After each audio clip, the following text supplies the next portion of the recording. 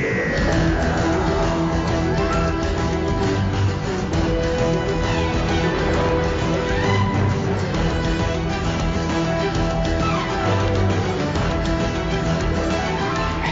everyone. First up, apologies for the slight delay in getting this episode out. It's been a fun couple of weeks for me and Barry trying to arrange some time together, but we're here now. So how you doing, B? Yeah, I'm doing good. I was just thinking as you were saying that, I'm like, do you know what we would have needed was basically a TARDIS, because then we could have gone back in time just after the episode aired, and then we could have put this episode out. I do often think that the one thing I'm missing in life is a TARDIS, if I'm honest. Yeah, this is true. Because also then I won't have to pay a mortgage. Yeah, good point. Good point. And you could probably make a bit of cash on the side because you could rent out a few of the rooms. Rent out some of the rooms. You could do some tours. Yeah. You know, people want to go on safari, take them back to dinosaur times. Yeah, that makes a great Airbnb, the TARDIS. Yeah, it'd be perfect. Especially if you could somehow, because you've got to be able, you know, it's transdimensional, you've got to be able to put up some new doors that are actually in a different place, right? Mm. And just have like different entrances. I reckon it's doable. Yeah, I reckon so. I hope we get to see, I know we're jumping way ahead of ourselves, but I'd like to get to, now they've got more cash and all the rest of it, I'd like to see more of the TARDIS as things go forwards, not just that one room. Yeah, what's behind all those big round portal door things? Yeah. Yeah, I'm not sure we will this season, because I believe all the budget went on that set. But yeah, so the third special, the Giggle. The Giggle. The Giggle. You want to synopsis it up? Yeah, let's blurbify this thing. The giggle of a mysterious puppet is driving the human race insane. When the Doctor discovers the return of the terrifying toy maker, he faces a fight he can never win. Now, I've got a problem with that synopsis blurby thing. Okay. It's very spoilery for 2 lines. Yeah. Because the whole it being the puppet's last thing wasn't revealed until a fair way through the episode, really. I mean, it was clearly going to be a thing. But, you didn't know how. Who the toy maker was. Yeah. You know, so yeah, I don't like that one. They messed that one up, but there we go. So, yeah, I guess get into it, I suppose. Do general thoughts and pick things apart as we go, as usual. Cool. Yeah. Cool. So this was written by Russell T Davies, directed by Chanya Button. Yeah, I mean, overall, I had a good time watching this episode. However, I was going to say there was a delay there, so I did. I have thoughts. Okay. But I did. I've watched it a couple of times, and I enjoy watching it.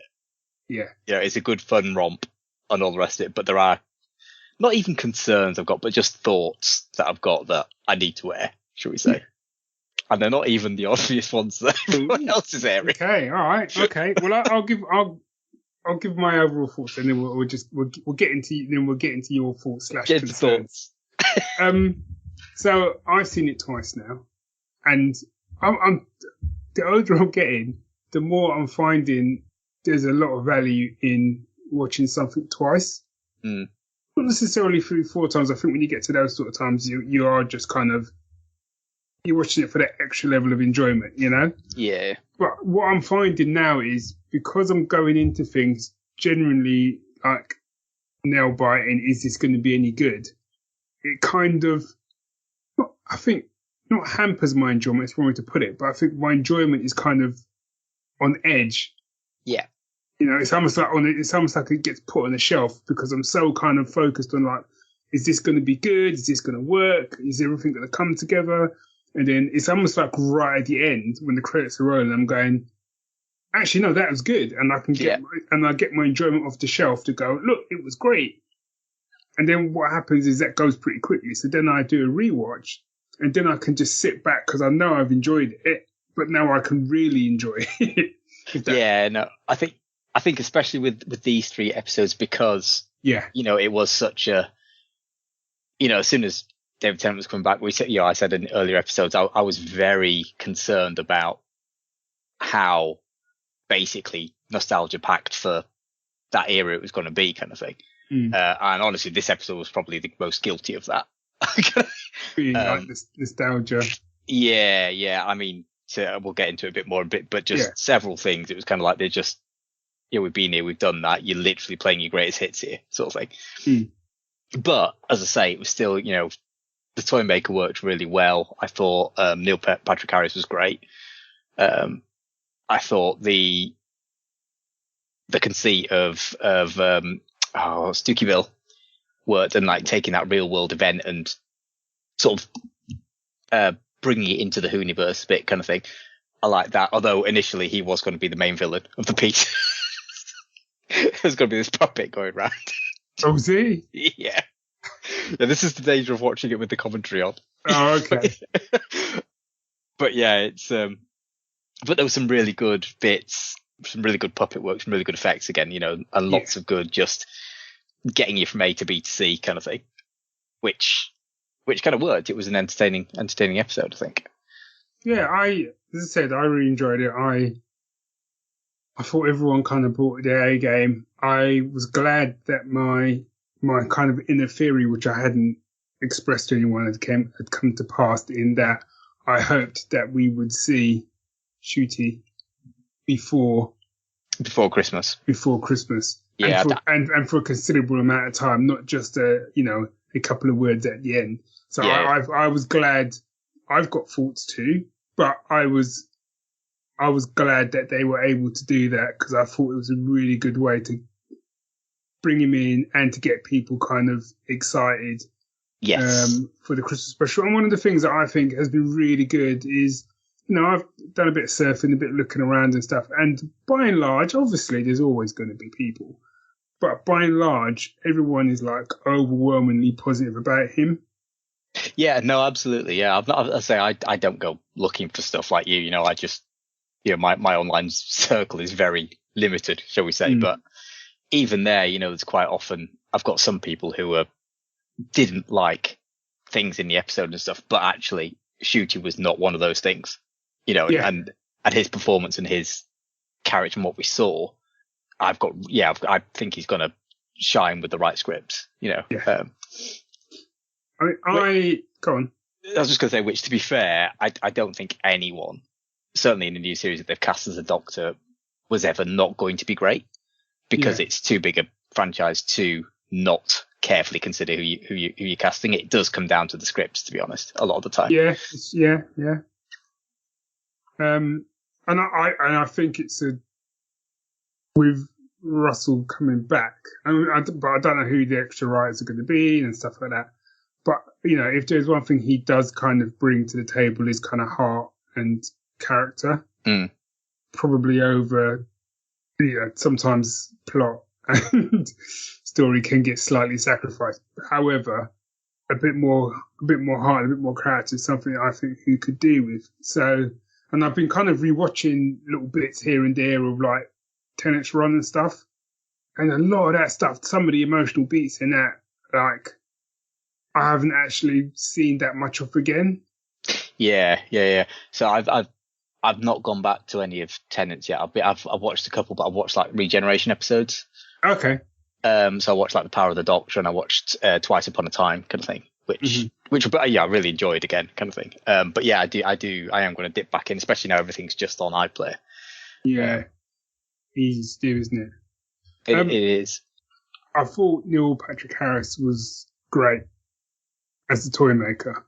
I thought one of the things, and I've got a sort of a who question for you, but one of my issues was that I thought he was great, so I had no problem with him.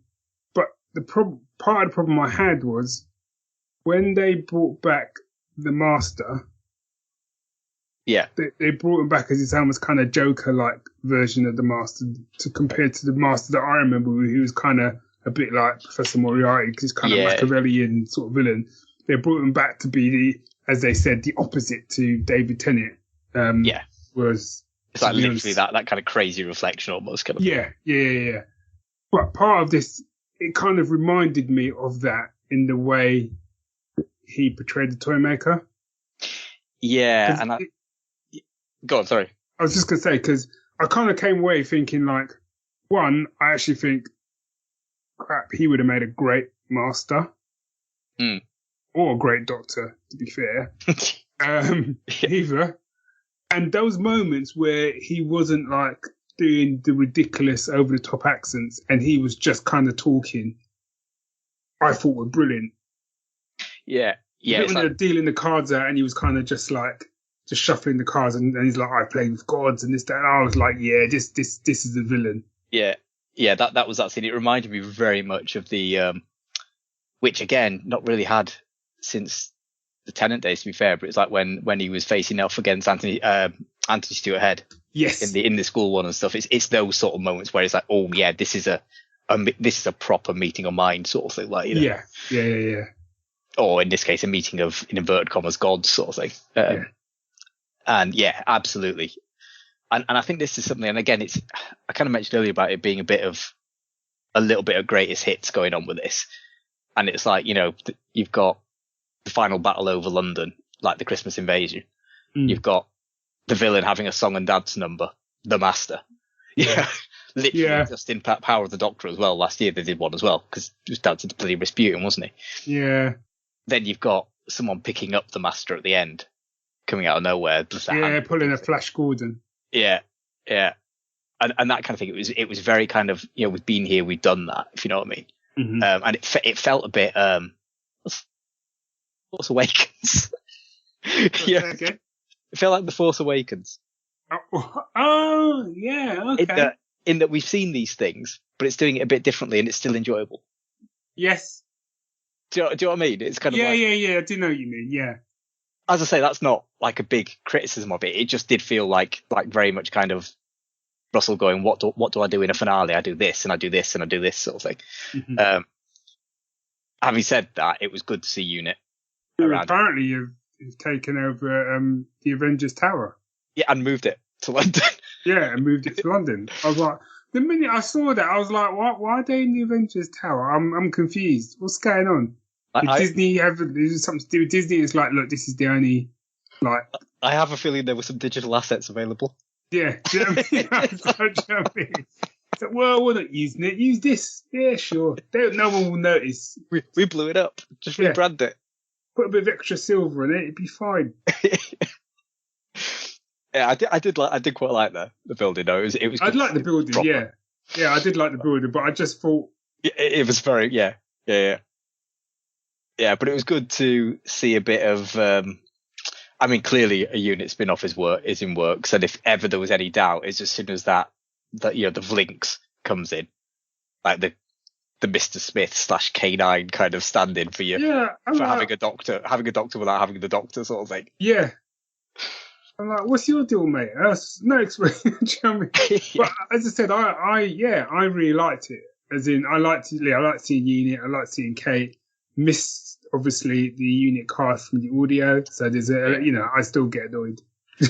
I've got to say though, I reckon Kate from the audios would have had this wrapped up before the Doctor. Yeah, it wouldn't even got out of the helicopter. Yeah, it wouldn't even. Yeah, Kate from. He'd have been getting out of the helicopter for a cup of tea and a ketchup.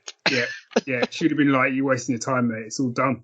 Yeah. He's in a box in the back room. It's all done. He's in the Black Archive. Yeah, covered in salt. Yeah, but as I said, I liked all of that. My thing is as well, and this is on. We're getting into the sort of faults and observation niggles, whatever.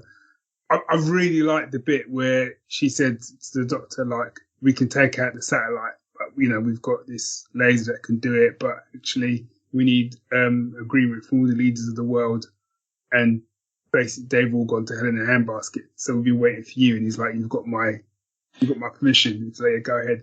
And I, even though I think you needed to be kind of like a relatively long time viewer to remember, but I think it was in Capaldi's. Yeah, Death in Heaven.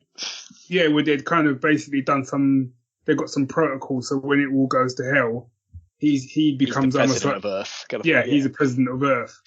And I think if you don't remember that, you could sort of be thinking, well, why were they waiting on him? So yeah, because he's in charge officially. Yeah.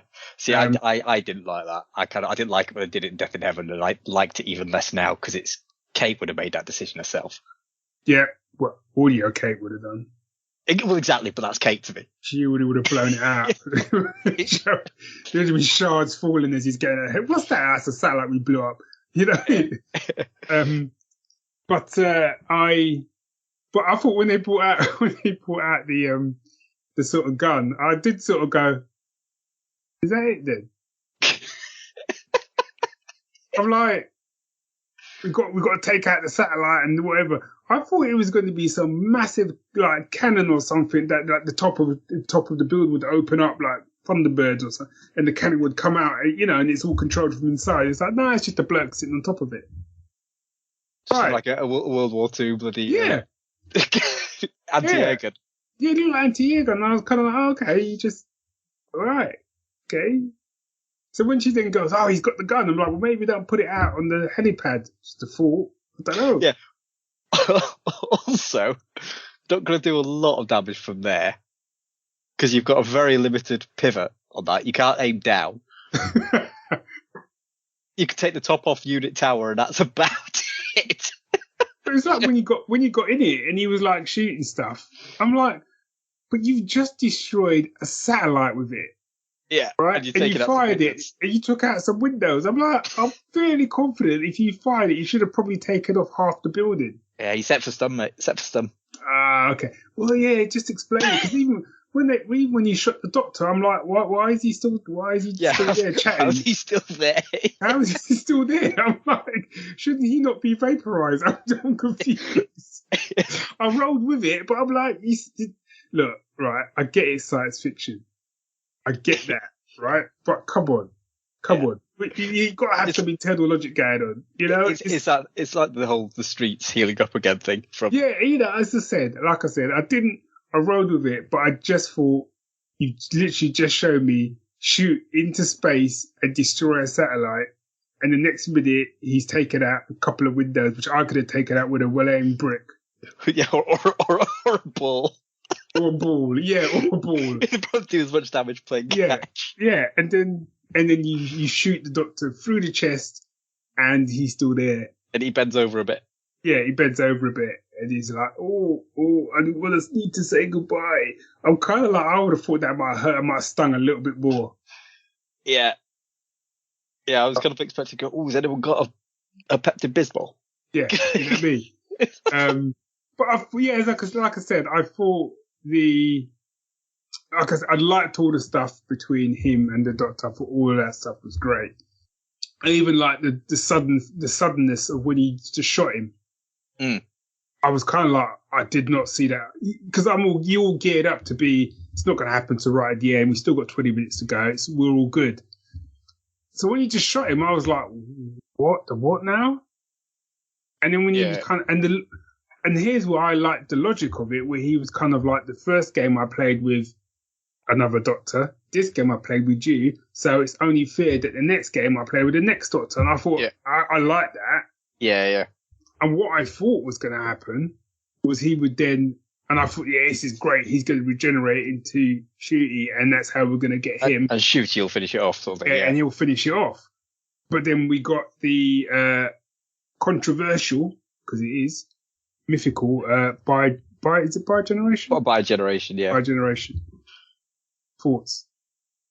So, I was going to leave this till a bit later. Okay, no, we can come back. Just because I have other thoughts. No, let's move on to the next section, which I'm going to call Ant's Other Thoughts. So, I just need to get this off my chest, right? Okay. So, in Unit, loved Unit. Yeah. Loved Unit HQ. Loved seeing a bit of an actual control centre. Shirley Ann Bennett doing Shirley Ann Bennett sciencey things, not really getting on with the Doctor like that. Soldiers being soldiers, but actually listening to the Doctor and stuff. Lovely. Yeah. All good. Still don't like the fascistic uniforms. Yeah, it's a little bit harsh looking. But Mel. Love Mel. It's great seeing Mel again. Yes. Love that. Yeah, that was, and I actually loved the way that they did it, where he was kind of because the second time around I didn't notice it, but the way they actually shot it, So you didn't see her couldn't face. see that it was her, yeah. Yeah, until he did, basically. And I thought it was great. And he was kind of like, yeah, that's great, yeah, hello, yeah. And he was like, oh, hello. So, yeah. She was great at it, actually. Oh, yeah, no, absolutely. I mean, I say I love that. My issue, though, my issue is they get Donna to write all the coding because she's the fastest temp. Mel's entire job, her entire backstory was that she's a computer programmer. She's also been to the future and has done space programming. Pretty sure she's more qualified to enter code. And were they both doing it? I can't remember. I was confused now. I don't know, maybe, but I was like, Donna should not know what's going on here. She was a temp. And the other thing that annoyed me was they seemed to be leaning into, they'd forgotten that Mel was a programmer, or seemed to me, and were leaning into Bonnie Langford being a musical person. But then she didn't figure out about it being an archipelago, not an archipelago, the musical waveform thing. If they're going to lean into the music side, surely she should have worked that. Again, not Donna. I get you need to give Donna something to do, but frankly, you need to give your other people things to do, and they have roles that they've been set up to do. Yeah. So I was a bit irritated by that. Okay. It didn't really bother me, to be honest. I think the kind of, well, I say that, I think they kind of give it to Donna. She's the fastest, whatever. And I was kind of like, what, she just copying out code to type in? Yeah. Was that what she was doing? I was a bit confused. I was kind of like, okay. And then I really wanted to go like, well, I said none of you lot have ever done any. See, and now I'm going to be really sad as that IT guy. I'm like, wow, none of you have never ever typed in a program before. Yeah. Well, that's the thing. So like, are we writing in Triad or whatever? And it's like, oh, we're writing so. No, it's Triad. It's like, hang on, you've clearly been typing for 2 minutes. You don't know what language you're doing yet. Yeah. If even if they'd have said like, oh, she's still Dr. Donna kind of thing. Which they've made a point that she's not. Yes. Yeah, you're right. Yeah. That would have been fine. But it was kind of like, well, you miss a semicolon, you're screwed. Yeah. Right, let's hope it wasn't a C-based language. Do you know what I mean? Let's run it. Error at line, blah, blah, blah. Line 42, you go to line 42, it's empty. Yeah. It's like the first, we've got a full special, it's literally just them trying to work out what's wrong, where the code's crashed. Object reference not set to an instance of an object. Which object? Anywho. But yeah, anyway, I suppose that comes down to people not understanding, as you say, coding and stuff anyway. Yeah, it's that thing, isn't it? You work in IT. And the same thing, I don't know, I was listening to something the other day and someone said they hate the way they do, like, cooks in TV shows because they get stuff wrong. I think it might have been Jamie Oliver was saying it. I mean, sometimes it's a similar thing. Sometimes I get a little bit wound up. I mean, in fairness, Jamie Oliver gets cooking wrong, so, pot and kettle. Can't really say anything. Any more? There was something else I was going to say. I really liked, so David Tennant in this was like nailing it. And he gave some pretty good, impassioned little monologues. I loved the monologue he did with Donna, where he was kind of like, take away the TARDIS and like Sonic Screwdriver. He's like, what am I? And I would have said it more, but Yeah.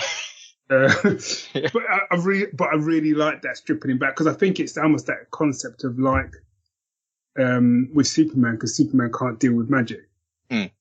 And I think it was like that in a normal situation with the rules of science and blah blah. The Doctor's always like the smartest man in the room. Yeah, but you take away that, and what is he? Yeah. Yeah, he's dealing with something. He's got no way to sort of. He can't trick he can't sort of logic his way out of it, I guess. Yeah. And that's what he was sort of struggling with. So I really liked that. But I also really liked when they worked out what it is. And it was almost like Kate, and it was like, so it's all because of what they've done. He was like, hold up a minute. It's like, yes, that's one part of it. But let's be honest, the human race is a bit shitty. Yeah. And they're capable of lots of good, but also a lot of evil, and we tend to see more of one than the other at the moment. Yeah, and all he's done is exploit that. So I quite liked it, and I quite like the actual concept of everyone thinks they're right, because again, it's a little dig at where we are this day and age. Yeah. Like you say, there was some good moments in it. The one thing I thought should have been more impactful than it was the bit where the toy maker's doing the puppet show, and he's going through like everyone, go through Amy Bond. Yeah. I don't know what. Well, that's all right then. I love that meme. I keep seeing it everywhere now. It's great. But the thing about that was that should have had a massive impact on things, and it didn't. Yes, because I didn't really. Yeah, it had no bearing on what came next. Yeah, it was almost just almost kind of a reminding the audience of what had happened, kind of thing. Like, that was the sole purpose of it to me, because it had no impact on. You had like Donna going, "Was all that true?" But then immediately, stuff starts going wrong, and she's like, "Oh, I'm running," kind of thing. Like, and it's forgotten. I suppose if I had to say what the impact was on why they did it, was to further hammer home the fact that this version of the Doctor has dealt with a lot. Yeah. Well, not probably actually not dealt with. The part of the problem is he hasn't been dealt through with a lot. it. Yeah, he's been through a lot. So I guess that's that. Even though I think within the context of why the toy maker did it, I don't know why he would have done it other than to twist the knife a bit. But from a story point of view, I can see why you were doing it, because actually what you're showing us is that he's dealt with, he's had all this loss happen to him, and he hasn't really processed any of it. Yeah, and actually that does feed into quite nicely the moment later. Yeah. About stuff. So yeah, and actually, I remember all this stuff. Not everyone does. So actually, yeah, fair. Yeah, that is fair actually. But yeah, within the context of the toy maker, I don't get it still. Yeah, but, and also, I just kept coming back to the Amy Bond. I just don't know why it makes me laugh. And he loved Amy Bond. The other thing I quite like though was the fact that Russell's kind of used the toy maker as almost like a couple of get out of jail free cards kind of thing setups.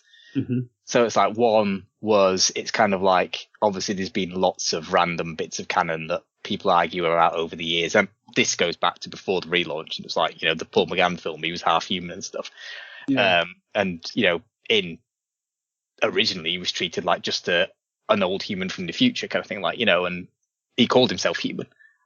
So there's a lot of that kind of thing that's gone on over the years, and I quite like the line, "I made a jigsaw of your history."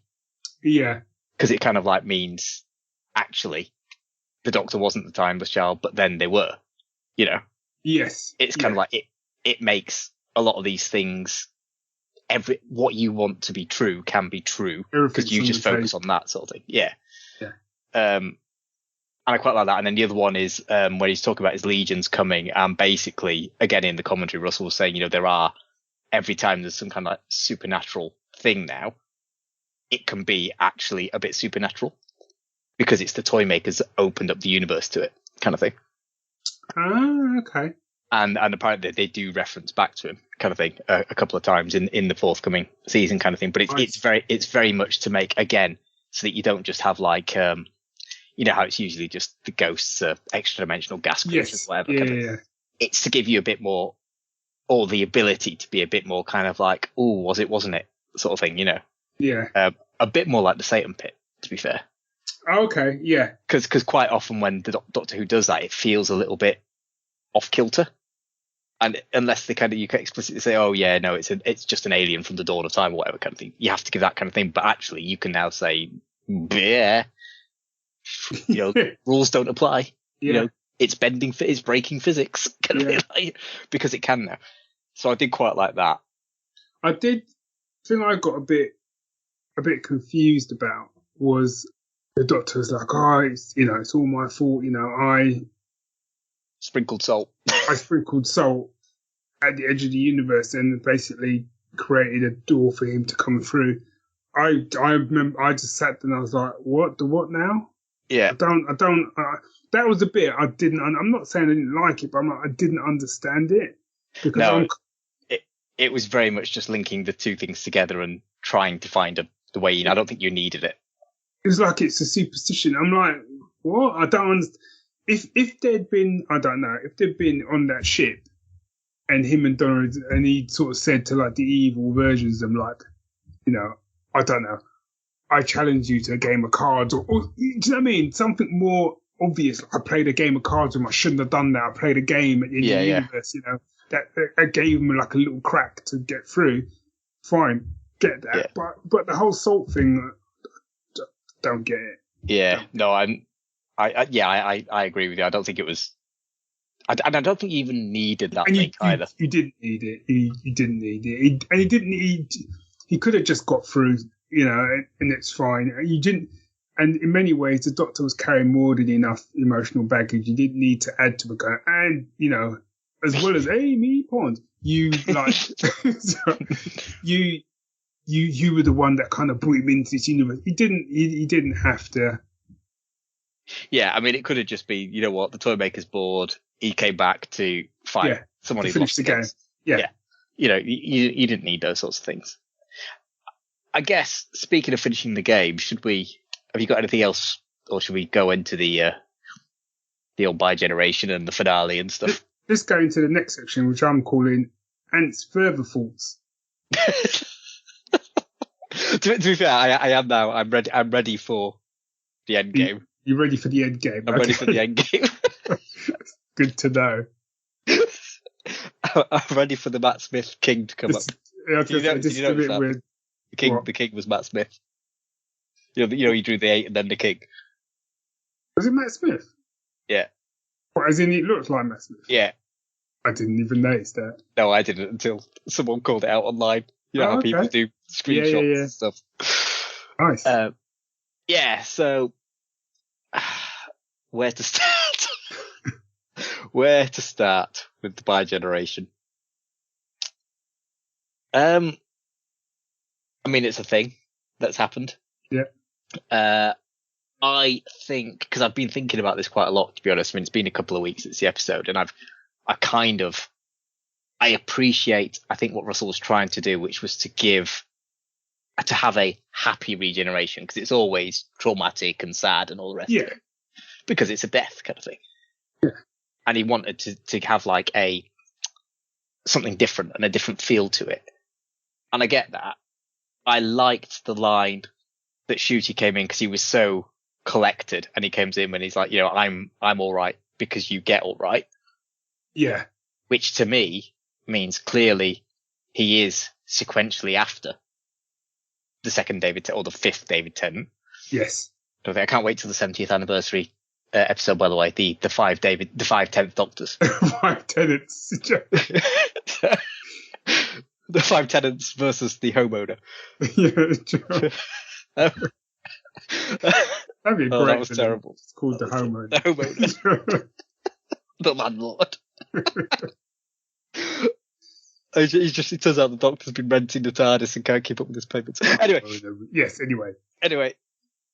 But I think how I'd have handled it is not give 14 a TARDIS for a start and have Shooty go off in the TARDIS.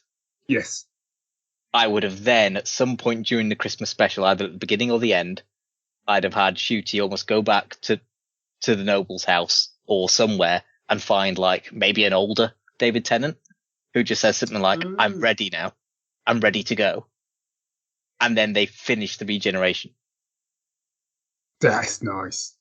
That's how I'd have done it. Almost like Steve Rogers kind of thing, like, Yeah. Yes. A scene like that's what I would have done, because by leaving him a TARDIS, you are completely undercutting Shooty. I don't care what you say. I mean, the fact that Russell's come on record like, there was no plans for David Tennant. If you hadn't given him a TARDIS, you could legitimately say that. Yeah. Because at worst, he would turn up in your unit show every now and then. Yeah. Which I wouldn't have had a problem with. No, exactly. But the fact that even in that scene at the end in the garden, he's talking about having taken people on adventures. He took Rose to Mars and he took Sylvia somewhere. Yeah. It's you've literally just set yourself up for all that kind of criticism and that stuff. Plus, having the two of them around, it does almost feel like Disney or the BBC or Russell are like, "Ooh, what if Shooty doesn't do well? Well, we could always go back and just have the 14th Doctor adventures, kind of thing, you know. The problem is, they may not have thought any of that. Oh, they may not have. Right? Absolutely. No. But you're also the two. You know, I've just one of the phrases I've come up with this year is like you can hold two opposing views. Yes. Do you know what I mean? So I agree with everything you've just said, but I also think they genuinely may not have thought any of that, and they may just have thought we want to kind of. Yeah, we've come up with this clever way, so David Tennant gets to send off that Doctor wanted, because he was the one Doctor that was kind of like, I don't want to go, so much more I could do, blah blah blah.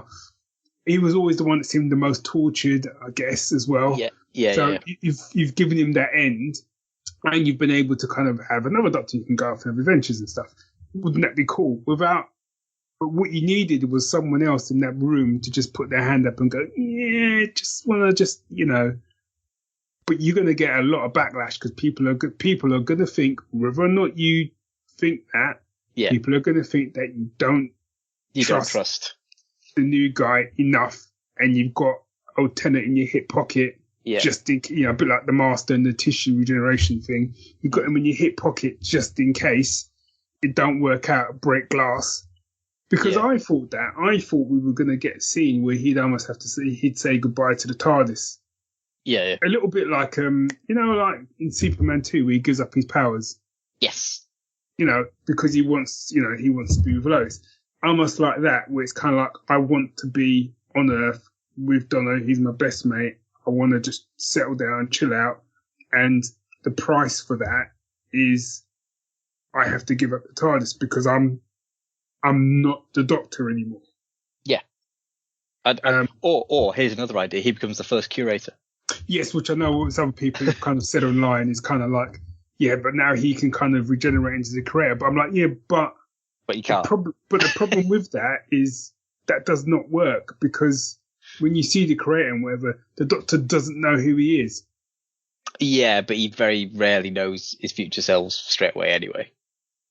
No, that's true. And it's kind of, if you say that. Yeah, but I mean, let's Shooty's the Prime Doctor and Tennant's the split off. Yeah, I know. Kind of separate thing. Yeah, you could do it. I don't think you should. But when you say he doesn't know his future selves, but he's Tom Baker, so he would look like an older version of the Fourth Doctor. So he would have still saw him and gone, hang on a minute. I know that face. You're the fourth dude. You've just gotten older. Why have you gotten older? Why are you calling yourself the creator, you or me? Do you know what I mean? So because they didn't do that, it was a nice nod. I thought they just did it because it was a nice nod. There was nothing more complicated, like he's another variant. There was nothing like that. It was just, wouldn't it be cool if the creator guy was Tom Baker and we didn't explain it? Yeah. And I don't believe, I could be wrong, wouldn't be the first time, but I don't believe for a second they sat there and thought, do you know what? David Tennant can stay behind and then he can eventually become the creator. Yeah, no, absolutely they didn't. This is just fans now thinking. Yeah, it makes no sense, because the whole concept is he's supposed to regenerate into Shooty because that's why Shooty's okay. Mm. But how does that? My head starts to hurt when I think about it too much. Yeah, and that's why I think you could have got away with it by doing it that other way. Yeah. I mean, the other thing is, I say watching commentaries is sometimes a blessing and sometimes a curse. Because Russell in the commentary, Russell T Davies was like, oh yeah, I think my personal headcanon is that happens to every Doctor now. And it's like, Colin Baker just gets up off the floor after Peter Davison. No, sorry, Peter Davison just gets up after Colin Baker's flown off and stuff, and it's like, yeah, but hang on a minute, that doesn't work either, does it? That makes no sense. No, exactly, and it's why. I'm not even saying it from. I'm kind of like, I've got my fingers on my eyes now. I'm not even saying this from a point of view of because I wouldn't. I'm a fan of Doctor Who. I love the show. I've watched the show since I was a kid, but I would not refer to myself as a Whovian. Do you get what I mean? Yeah. I'm not that immersed. You're not that invested in it. And I'm not that invested. Just enjoy it. Yeah. Whatever the there is no fan term for like fans of Indiana Jones, but whether that would be, that's what I would call myself. Do you know what I mean? Yes. That's my thing.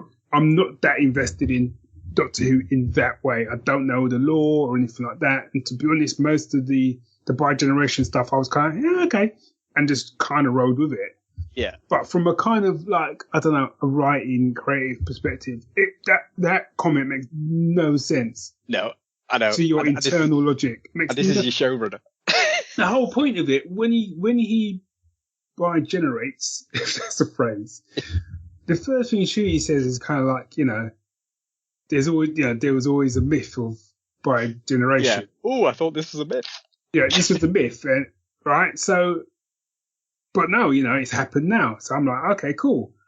So this is the first time it happens. All right, cool. So then to turn around and go, what? It's a ripple effect, and suddenly every other Doctor's bi-generated. Makes no sense. No sense at all. But also, it makes no sense insofar as the whole splitting of the TARDIS thing only happened because there was still that, Shooty getting his prize kind of thing, like, and Universe still being a bit thingy, so he Harley Quinned it out kind of thing. Yeah.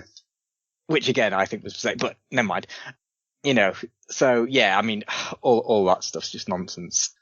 I think one thing I did want to say about the whole finale is I did find the game of catch a bit dull and a very terrible way to round out the fight. However, I did appreciate that it was Shooty who threw the ball that the toy maker didn't catch. Yes, which I caught the second time. See what I did there? Which is what I caught the second time around. Because I didn't the first time. They were just trying to catch and all of a sudden he missed. Yeah. But then the second time around, I caught that it was Shooty that had actually thrown it. Yeah. That's cool. That was a nice touch. I did like that. Yeah, I mean, on one hand, I liked that it was a nice reference back to what he was saying at the very first game was like catch. So on one hand, I kind of liked that narratively. On the other hand, I thought, God, if I was in that situation, Earth would have been doomed. I can't catch for a good toffee. Also, I am going to call foul. The Doctor definitely cheated by having two of him there. That whole kind of, we're the same person thing. Nah, nonsense. Well, yeah, okay, technicality. However, there's two of you. One of you should be sitting this one out. But there was no referee. Yeah, good point.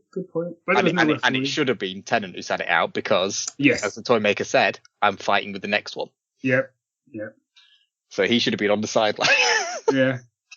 But I didn't mind it, but I don't. I think there was another way out there, I guess, which would have been a bit more epic. Yeah. I mean, to be fair, the Doctor does have a habit of cheating, though. Yeah. Because, I mean, in The Curse of Fenric, he set up a puzzle for Fenric to solve, and the only way to solve it was to use the other person's pawn. Obviously, an illegal move in chess. Because it was about the pawns working together, and it's like, yeah, but that's not how the game works. Kind of thing, yeah. So he's a big old cheater, the Doctor. But there we go. But no, as I said, thoughts aside, Shooty's kind of like appearance and just he was brilliant. Yeah, he had he definitely had a presence about him. Yeah. Which, considering you stood there in half a costume. Yeah. Which I didn't get until the second time. First time I was kind of like, why is he in his pants? I don't understand. And then the second time I'd seen some stuff online, and then when I looked properly the second time, I was like, oh, okay, because he's got half of his... Yeah. Okay, and Tennant was actually in an undershirt underneath his waistcoat, which I hadn't noticed before. So I'm like, oh, okay. But yeah, as you say, I mean, he did... I mean, the fact that you had this, I guess, nostalgia and furore and hype about David Tennant being back, the fact that Shooty came in and did steal the camera. Yeah. And as I say, he was the one who actually defeated the villain. He had the idea about the TARDIS, which I don't think was a good idea, but it was him who did it, Plus, he was the one who was telling Tennant, you need to go and sort yourself out. Yeah, exactly. Yeah, you need some therapy, dude. Yeah. I think, like, and I love that bit where he was talking about all the different things they'd fought and the things that had happened, and we not stop. I love stuff like that. Yeah, and it's like, from day one, we just haven't stopped. Which is, and the fact that they reference some of the older things as well, like Mavic Chen from the Dalek Master Plan, which the first Doctor got aged like thousands of years during that story, so it was a good one to pick. It wasn't just random kind of like, here's some random adventures sort of thing. Yeah. There was some thought went into them, the ones that were named, which again was good. And it was, we've all, let's face it, we've all thought like, I went through therapy earlier this year and I've been a lot better since. Not perfect, I still have my days, as you well know. But, if I had a time machine and I could go back to me like 10 years ago or even 15 and say, look, dude, you need to get your stuff sorted. Things will be much better when you've got the tools. Yeah. Kind of thing. I think that's quite a powerful message, to hear from yourself. And let's face it, I don't think the Doctor would have listened to anyone else saying it. He'd already shrugged off Donna. Yeah, no, that's a good point. That is a good point, actually. She had tried it quite a few times to try to get through to him, and he just wasn't really having it. Yeah, so... And the way they've set Donna up as well, if there was anyone he was going to listen to who wasn't himself, it would have been Donna sort of thing, so, Yeah. Can I just say, and I've watched it twice now, and the second time around, I did sort of roll my eyes and go, did we need that line? When they dropped the line, oh, so you come in a range of colours now, I was just like, what? Why? Yeah. Why? You were doing so well. Yeah. It's like he just can't hold himself back, kind of thing. And the thing is, you could have made the same point in a much subtler, you know what I mean? Even because there's been this whole thing about him being ginger in there. Yes. So even if he had turned around and sort of said, like, still not ginger. Yeah, he said, oh, still not. He said, even if he looked at himself and went, this is different, still not ginger though. Or something like, I don't know, but it was just, oh, you come in a range of colours now, and I just thought that was clunky. Yeah. That was clunky. I feel like that was written by someone and didn't run that past the brother. Mm. He was just going, take that out, mate. Don't need it. You've already made your point. Don't need that. Yeah. I mean, he also did the point need making anyway, it didn't. Shall we, are we about ready to wrap up? Yeah, I reckon so. You got any final thoughts? So final thoughts. I am excited for Christmas. Me too. It was a rollicking adventure. It did feel a bit like a movie send off. Yeah, it did actually. Which when you've got the budget. Having said that, Power of the Doctor felt like it was on. They didn't quite have the budget. But I think it was a good end to the specials with those kind of thoughts that we've already covered. And with certain things that maybe could have been handled differently and all the rest of it. As I say, I don't know. I'm just getting grumpy about my thoughts on how I'd have done it. Yeah. Well, I said, they're just, it's the thing, you get together with someone who's really passionate about something, and you kind of like really go to town in it. But it doesn't change the fact that overall you've enjoyed the thing. You just want to discuss it. And in some ways, because you've enjoyed it so much, you really do want to like get into the nitty gritty of like, oh, why have they done that? And why have they done this? But I really liked what they've done there.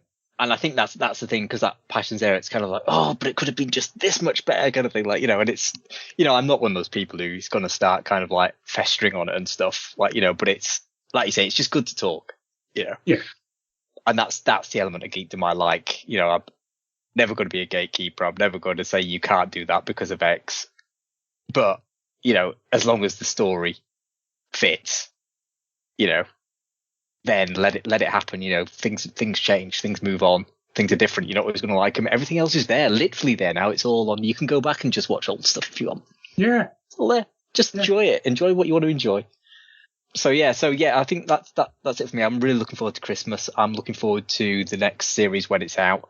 I've not seen anything about the Christmas. I think I saw a goblin or something. I don't know, but that's all I know. I know nothing else about it. I've seen the trailer, and I've seen a clip of him, both of which has made me quite excited about it. I think it looks like a great Christmas Day.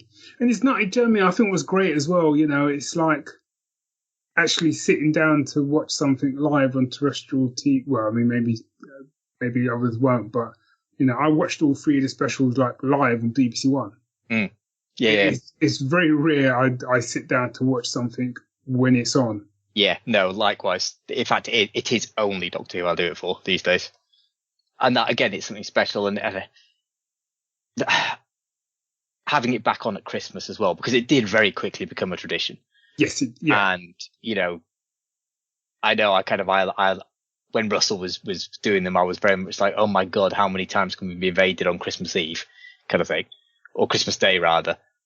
I did then like where it went, where you had different views of Christmas and just kind of like taking bits of the Christmas story and doing them in a different way kind of thing. So, you know, I really like that tradition, and just being able to sit down with a cup of tea after having a good meal with family and just watch it, maybe with the lights off, you know, just the Christmas tree lights on or whatever, you know, there's something magical about that. Yeah. So welcome back Doctor Who at Christmas is what I've got to say. As final thoughts, we'll see what I say after. Well, I'm sure we'll find some time to put our thoughts down. Yes, yeah, I should be clear until the 2nd of January, so I'm sure we'll find time before then. Yeah, we will. Cool. So, where can people find us, B? Well, if you enjoyed this episode, or you've got some thoughts of your own, probably more so than Ant, we'll see. You can get in touch with us. You can email us, thegeeks@geeksyndicate.co.uk. We are on X, Blue Sky, and Instagram. Just do a search for Geek Syndicate on any of those platforms and you'll find us. We've also got a private Facebook group. We've also got a normal Facebook page, but we have a private Facebook group where I have been setting up every episode that's come out of the specials. I've done like a little side group so people can kind of talk to their spoiler hearts of content. So if you want in on that, I will put a link on the show notes and you can door and I will let you in. There's space enough for everyone, just like a TARDIS. And I think that's all. And if you want to support Geek Syndicate in our varying endeavours, you can buy us a virtual coffee on Ko-fi. You can become a patron, or just leave us a review on the podcast platform of your choice. Cool stuff. So, until next time, I hope everyone has a fantastic holiday season, whatever they're doing. And we'll talk to you again. Yeah. I suppose we should actually say bye. Oh yeah, that's probably a good thing to do, isn't it? Yeah. Cool. Yeah. Bye. Bye all. Merry holidays. Happy holidays. God, Merry happy.